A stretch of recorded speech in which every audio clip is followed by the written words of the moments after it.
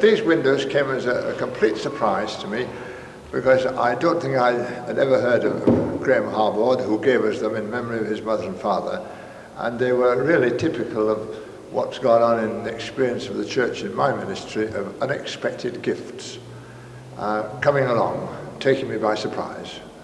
And these windows were prepared locally. I forget the name of the people who actually designed them and made them. My memory is that there was £600 worth, which today would be in the region of £6,000, I guess. And we were only sorry, some of us, that we couldn't put them in a position in the church in which they were seen by all the congregation, rather than having what to me was a very lovely idea of the colour going across the back of the church there, so the people saw the reflection of them. But I have a memory that it was stipulated that they should be in this position, else otherwise I would have put them in the side windows there where the sun shines in the morning, and everybody would have seen them. But we honoured the legacy and did as we were expected rather, and I think they're very lovely windows, very lovely indeed. Right. Now, when thinking back through the years here, and I've got to think back, 15 years since I left here, which is a long time. Indeed, I suppose 20 years when I came, that's 2/5 of the life of the church. I'm more or less covered, at least I've been aware of it. I can remember, for instance, wanting some publicity for the church, and instead of having a picture of the church which just showed the church with closed doors, we arranged for some photos to be taken with people going in and coming out. And I chose the ones that were people coming in to show that it was an open door, and this is the picture which was taken. It doesn't really matter when, of the folk coming in. And from the very beginning there was a very warm relationship. I think Reg Hopper had started it, I'm quite sure he had, with the other churches, especially the Anglican, with Bill Ives, who was the vicar of St Thomas's. We shared Holy Week services with him, and we shared United services with him, I remember. And we tend to go there far more than to the other circuit, as it then was, Chapelfield Road. And I think within the first year I was here, Canon Thurlow, who was at the cathedral, asked me if I would go and take my evening service, the congregation, everything, except the organist, down to the cathedral and take a Methodist service in the cathedral. And we did that in May 1975. The years go by, and I welcomed him to my church at Selsey last 2 years ago to preach at the United service there, which we were having on Christian Unity Week, and he was very happy to be there. And then there was an occasion when we were out at Overstrand. The ministers always had a 3-day retreat there in October, and Dr. I've forgotten his name for the moment, you tell me. Watson, that's right, John Watson was there speaking on hymns. He's still in Eastbourne, very elderly now, retired of course, and Jack Martin, the chairman of the district, was presiding naturally, and the then Bishop of Norwich. I know no finer bishop than Fleming in spiritual concern and understanding, and he came to speak to us. He spoke to us on authority. I can not only remember it, I can still read it, because he gave me his script afterwards. I asked him for it, and this was a photo of him being welcomed. And between you and me, he was a semi-invalid and needed support. He suffered from polio, and I'm holding him up. It's the first time I've ever held up a bishop, but he asked me to. there was the occasion when Christine Dybel, who belonged to this church, was marrying a Roman Catholic boy, and they asked if Canon MacBride, from what was then the Roman Catholic Church's cathedral now, I think, could share the service, and he came. There was no difficulties whatever. I would have to take the actual marriage promises, but he shared the service, and I forget what he did, but he was there, that was the point. And that has followed on, because in my Selsey experience I was very friendly with the Roman Catholic priest who was there, who, when he found he couldn't marry people within his own church because they'd been previously married, he would send them to me and ask me to marry them and say, I'll come and sit in the congregation, which was extraordinary. Once he came and he gave a middle-aged bride away. He was no relation, but he came and acted as the one who gave away, and that's history. Then there was the occasion when, in civic affairs, I forget why, but sometime about the 1970s, 71, the Lord Mayor and the Lady Mayoress of Norwich, Mr. and Mrs. John Jarrell, asked for a civic service in the church here, and I naturally willingly accepted them, and they came and I took the service, and everybody seemed pretty happy about it. There's a photo you have of St. Faith's, the crematorium there, which was much preferred by many people, I think, because of the setting in the countryside to the city crematorium here. And every year they had an open-air service there. And the clergy united in this, and one year, I remember I preached the sermon. You've got a photo of this, I think. I don't remember the other people who were there. It looks from the photo as if they belong very definitely to other churches. Then I remember something quite internally in the church was when we were going slowly towards stewardship, facing financial difficulties, largely on account not of decorations, which we had done, but of circuit assessment, which went up considerably in view of the membership of the church, which was then recorded as 400 in round figures.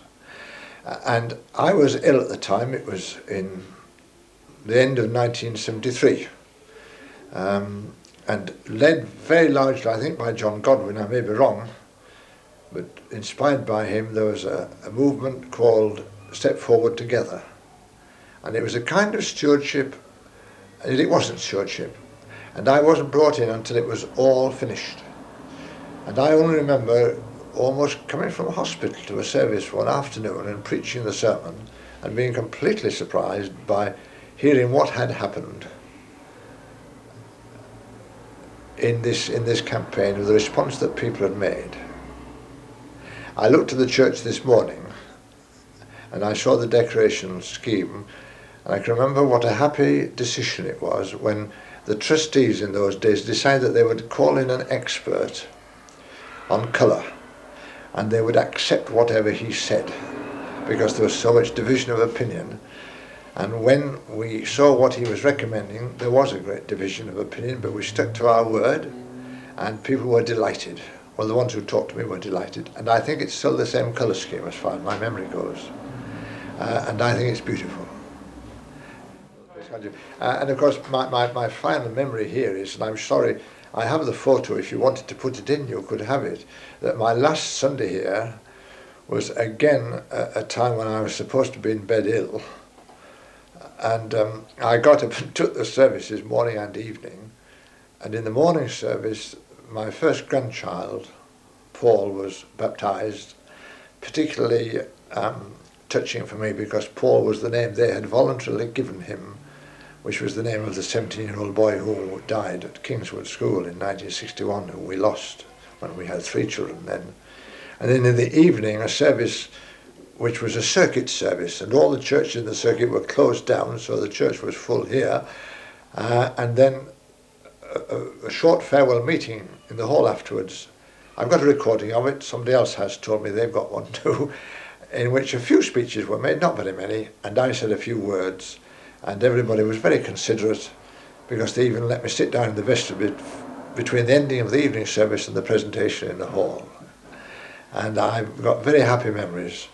But intermixed with all that was the number of times I was in hospital and having all manner of treatments and operations. I still am on that kind of business. Some people say that I'm a credit to National Health.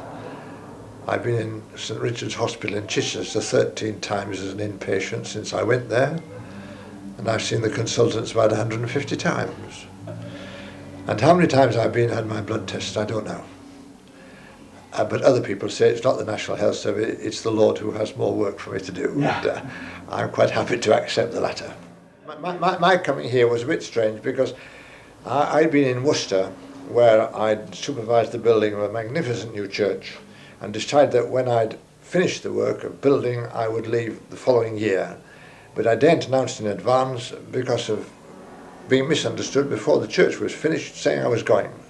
So I never let it be known until a few months before. And here, Reg Hopper had been invited to go to Harrogate the following year in 1975. But then, owing to a death, someone was moved out of Harrogate to be chairman of a district, and they asked for Reg to go a year earlier. And so Park Lane found itself without a minister in 1974. And they heard that I was leaving Worcester unexpectedly, well, not unexpectedly to me, and I was invited to come here and see the committee, and I set off in appalling snowy weather, so that the meeting here, without my knowledge, was cancelled. And then I phoned about 5 o'clock from somewhere en route and said I hope to be through by 7, so the meeting was rearranged. And I came and I stayed with Mr. and Mrs. Sidney Moore that night, and I accepted the invitation, which was quite ridiculous because I'd been turning down invitations, not that I'm very popular, but there was a shortage, obviously. I'd been looking for a second-man job because I'd had a heart attack in 1967 and lots of restrictions. And the biggest job that was offered to me was to be superintendent here at St Peter's, and I accepted it. And I have no doubt at all that it was wise and in the will of God. And it was a very happy time in the life of the church, and with the help, a very real help, of Michael Wedgworth, who came with the help of Home Missions grant to be in charge of the work of the junior church, the youth of the church, and to be the chaplain in the new university. And it was a very happy arrangement with me. There was a lot of misunderstanding about Michael, because we two were very different, not only in age, but in outlook. And then he went. I had to support him in doing what I don't like Methodist ministers doing, I say it quite openly, which is leaving the circuit work and going into the sector ministry. And Kenneth Elworthy was sent by the president, showing the power of the president in Methodism. He was told to come here on December the 1st. It would be 1972, I think, and take the place of Mike Wedgworth. Very different fellow. And I only saw a few days ago in the Daily Telegraph a picture of Kenneth in St Bride's Church, I think it was, London, with a Punch and Judy show where he'd been taking a service for the Actors Union and preaching a sermon in which he said he believed there ought to be laughter in the church. Well, I sent him a copy of an article which had appeared in my local Chichester Observer a few weeks ago, which talked about my elder son David having written a medical book, and my younger son Stephen having written a book about mentally handicapped, and I, who write in the newspaper regularly in a column, and so the newspaper read it with sort of the sons following their father's footsteps. So I sent Kenneth a copy and said, reference Daily Telegraph yesterday, 15 all, and I hope he would appreciate it. I haven't heard from him. Lovely. If you want to add a word about worship, I don't know whether I started, but I did in this church what I started doing in all the churches where I've been since 1953, and still continue to do, and that is to take the full communion service on the first Sunday of the month. And if people want to leave before the end, they can do, but not to close one service and say, now we will have a communion service. And I've found that always the numbers have increased, the time has been adjusted, the length of the service is announced in advance, which I think is important. And here in this church, I did that as soon as I came. Nobody objected that I knew of, and far more people communicated than ever before. And once we tried, I can't remember how long it went on for, but because of the smallness of the communion rail, taking so few people and the time involved in walking backwards and forwards, we brought the communion table to the top of the steps. And people came in tables, as we call it, and stood and received communion. And the people who were most appreciative were the ones who hadn't been able to receive communion because of physical infirmity, which prevented them either from walking up the 3 steps or kneeling at the table. And nothing of reverence was lost, but there was a greater participation. How long I did it for, I don't know. It's very difficult and dangerous almost for a minister to say which was his most loved church. But because every church is unique, every church is different. But if I had to choose a church in which to preach Sunday by Sunday, this would be the building, without any shadow of doubt. I might alter it in a few ways, but this is the most beautiful church I've been in. I've been in smaller, homelier ones.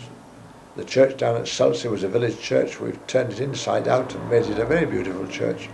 But this is the one where, as I believe I said this morning to somebody, if a man can't preach here, he can't preach. But that needs a congregation. And I certainly had a congregation. I had this morning. Because the sermon doesn't depend only on the preacher, it depends very much on the receptivity of the congregation. Yes. And this was a very good congregation always. Always. Yeah.